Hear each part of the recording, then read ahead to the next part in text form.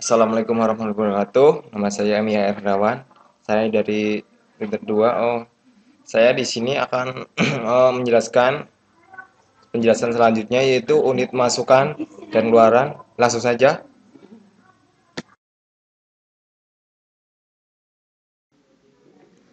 Unit masukan dan keluaran.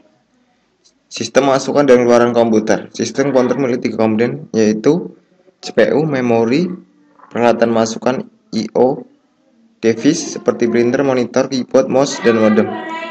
Sebelumnya telah membahas CPU dan memori, sekarang akan kita menjelaskan tentang peran model I/O. Bagaimana model I/O dapat menjalankan tugasnya, yaitu menjembati CPU dan memori dengan dunia luar merupakan hal terpenting untuk kita ketahui.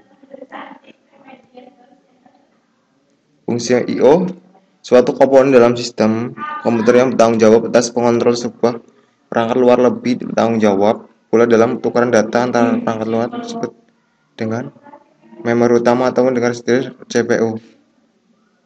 Fungsi menjalankan tugas sebagai I/O dapat dibagi menjadi beberapa kategori, yaitu komunikasi CPU, komunikasi perangkat eksternal, pembufferan data, deteksi kesalahan. Struktur modul I/O. Berbagai macam modul I/O seiring perkembangan komputer itu sendiri. Contoh yang sederhana fleksibel dalam Intel 825A yang sering PPI.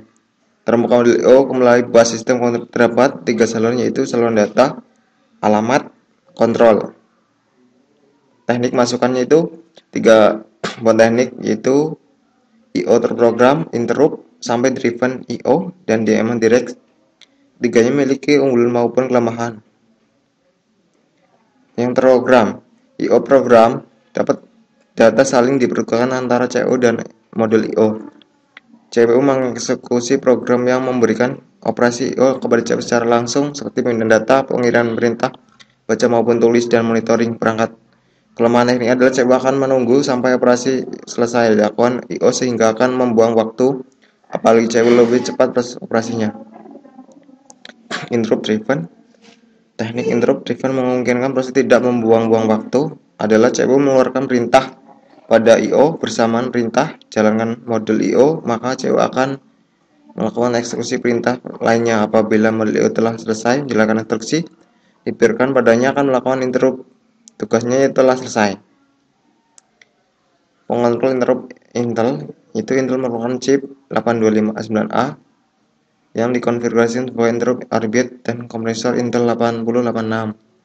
Chip ini dapat diprogram untuk menentukan prioritas modul I/O yang lebih dahulu tanggung CPU adalah perintah interrupt yang bersamaan. Gambar lama digambarkan dengan kontrol interrupt. Itu program regular interface. Contoh menggunakan I/O.